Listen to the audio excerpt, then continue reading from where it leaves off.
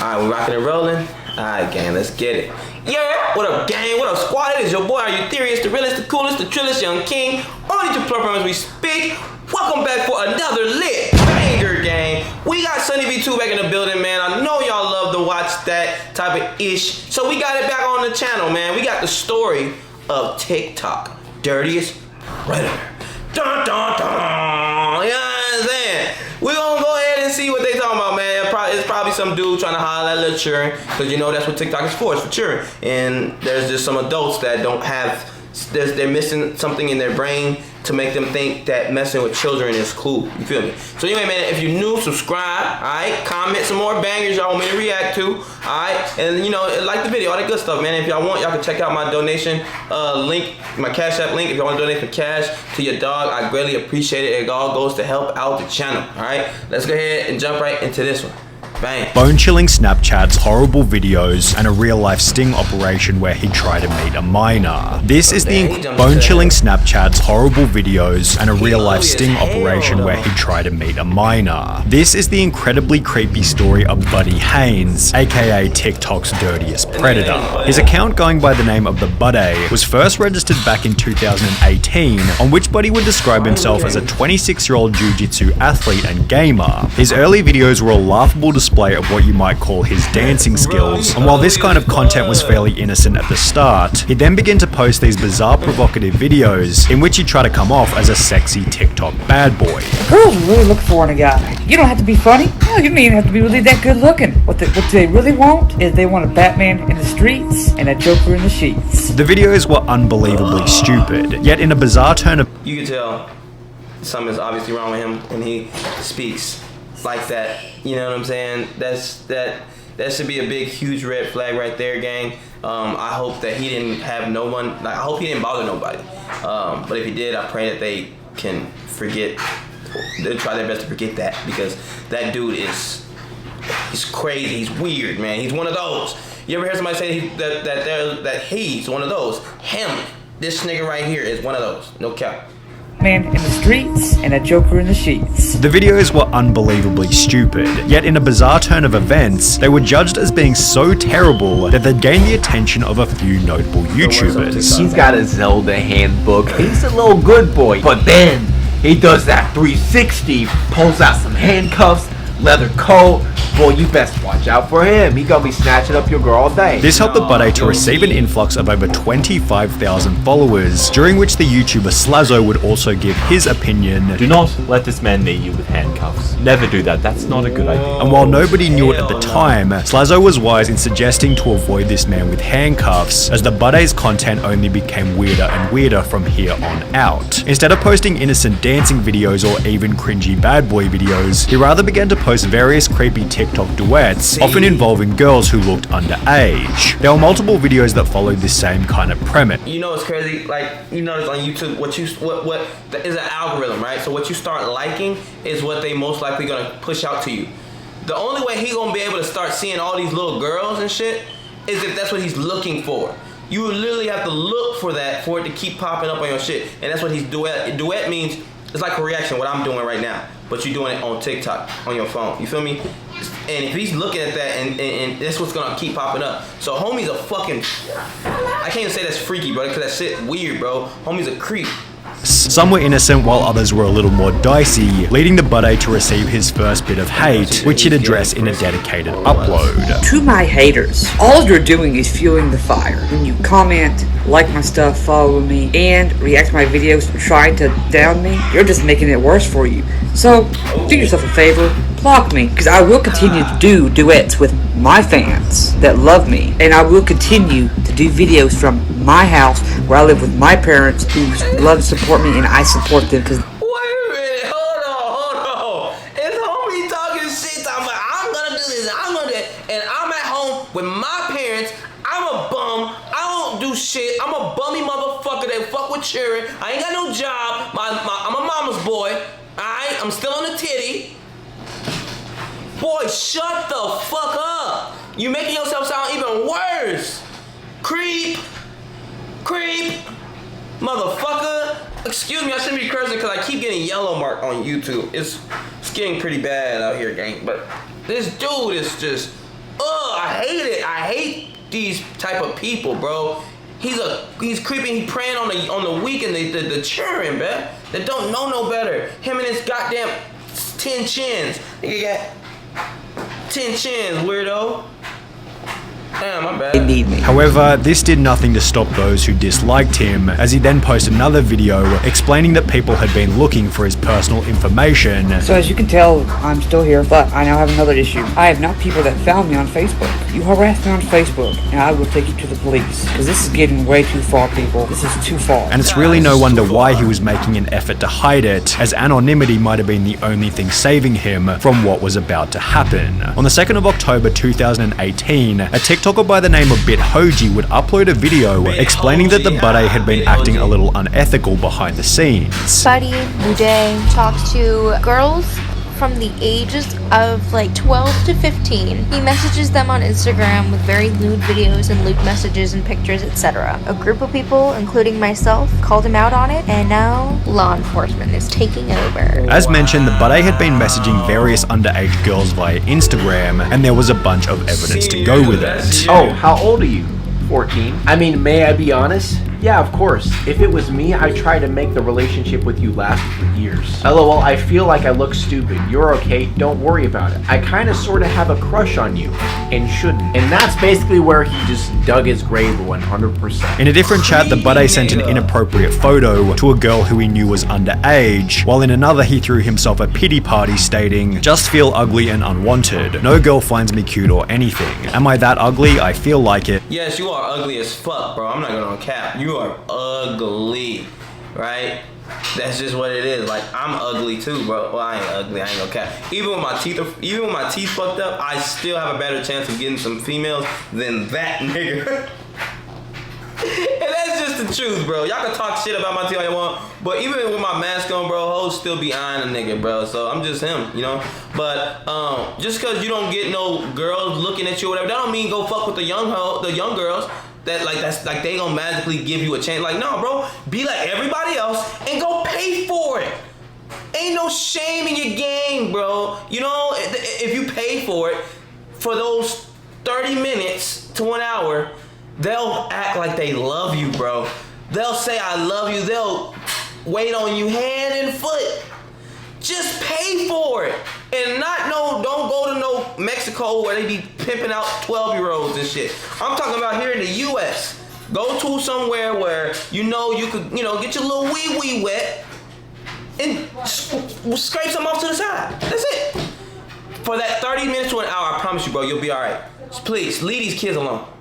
However, the best chat logs were gathered by Jay Aubrey, as he was able to message some of the girls back in 2018 when all of this first went down. Why don't you just send me something? Well, it's like blowing a kiss or something. If you don't want to, that's fine. And of course, it doesn't change once he got her phone number. You're a hottie and I'm an ugly. Oh, so I see some sugar daddy action at play here. Sent you something on Snap. Oops, may I be honest?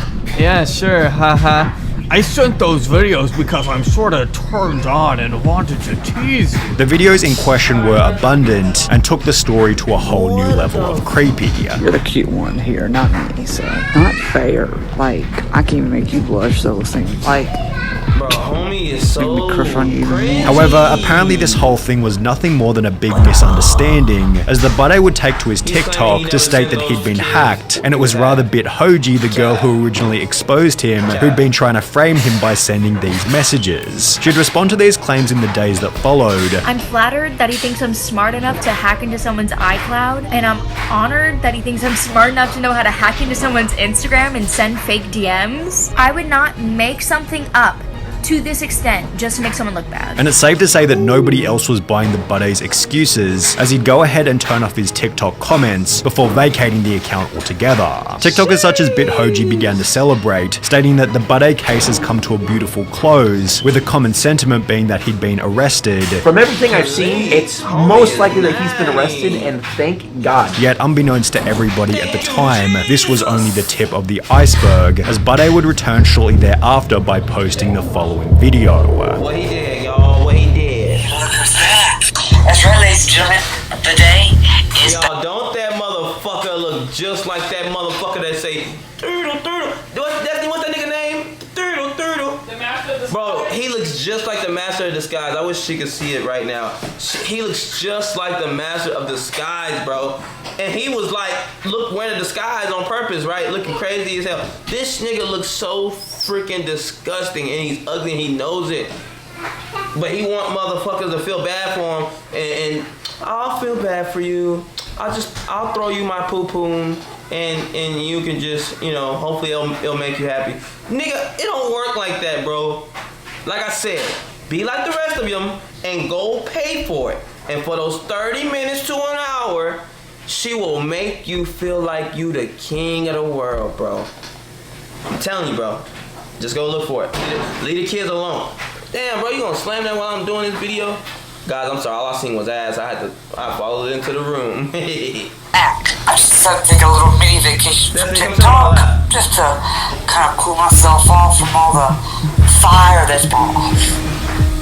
The Buddy was back and creepier than ever. Although it's not like people had forgotten about his past, as Jay Aubrey's original expose had gone viral, amassing over 2.7 million views, with this newly found infamy leading the Buddy to defend himself further in a leaked Snapchat message. Those girls that I did duets with, yes, I did duets. They asked for those duets, first off. It was not meant to be sexual or anything. They weren't supposed to come off that way. The FBI has already investigated me. They came to my house back in 2018 when all that happened. They were just asking me stuff about TikTok and what it was, and that's it. As mentioned, law enforcement had zero interest in what Buddy had done, possibly giving him the confidence to continue, as only 4 months later a new video was uploaded by Inform Overload, confirming that the Buddy was back to his old ways in a brand new series of Snapchats. Cute. I was gonna say, you don't have to cover up for me, haha. You're cute. I'd love to get to know you more. Wish I was there. I'd want you. You're beautiful. I kinda like you. You'd be a good girl. 16, right? This is the Snapchat that she was talking about that proves Buddy Haynes knows about her age. Buddy had stated in an Instagram Q&A that he typically went for girls between the ages of 18 and 36. So to be caught Snapchatting a girl he knew was 16 wasn't the best look.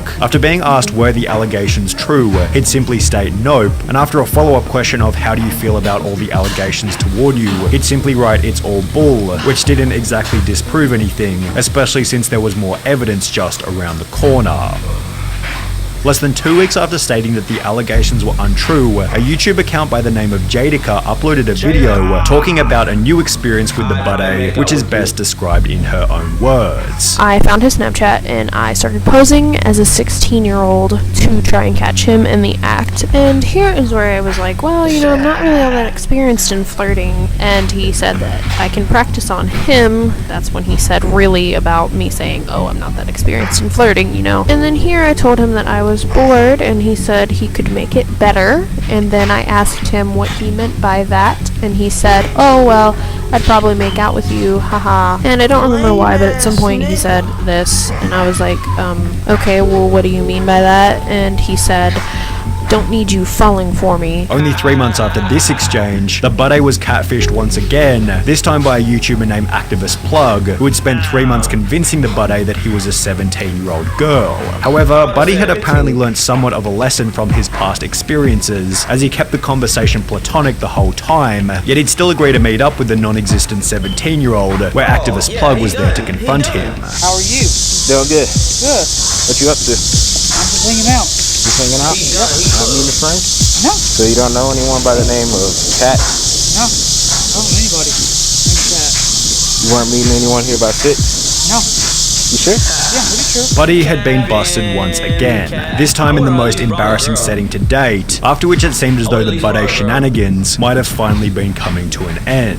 He'd retire his presence on TikTok and instead become a streamer on Twitch. However, with his most impressive Twitch clip being him getting 5 kills on Fortnite, it's not difficult to see how his account, going by the name of Papa Freak, was unable to gain more than 300 followers. Buddy would also try to launch a SoundCloud music career under the name Freak Alpha, however, to put it lightly, the music wasn't very good. Who would have thought that falling in reverse would be the claim to fame, and after all these months still king of the game, everyone knows my name. It seemed as though the Buddy had run out of ways to progress on the internet, so he'd delete his Instagram, Twitter and Facebook before going silent. Rumours began to circulate that he'd been arrested for driving slowly in a school zone, although he wasn't even on the internet to give his side of the story.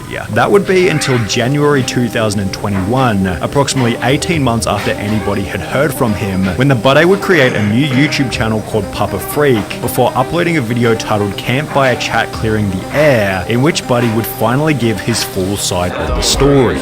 He began by talking about why he joined TikTok in the first place. Back in 2018, I started TikTok, started enjoying it. I wanted to find an outlet to entertain people. You know, me being the butt of the joke, you know, making cringy videos and me just not really caring what people think. Before giving a possible motive for his own poor decisions. I dealt with a lot of depression, anxiety, schizophrenia, alcohol abuse. There's a lot of those videos that I was not necessarily in my correct state of mind. Buddy would then explain that he was making an effort to fix his life. I'm staying away from TikTok. As much as you people ask me to go back, I've stopped drinking completely. I'm back on my medicine. I'm in therapy. The Buddy's last real offense seemed to have been his park meetup in 2019, so perhaps after everything, the Buddy has finally learned his lesson. Why every Mr. Beast who got fired? Y'all comment down below if y'all want me to react to that.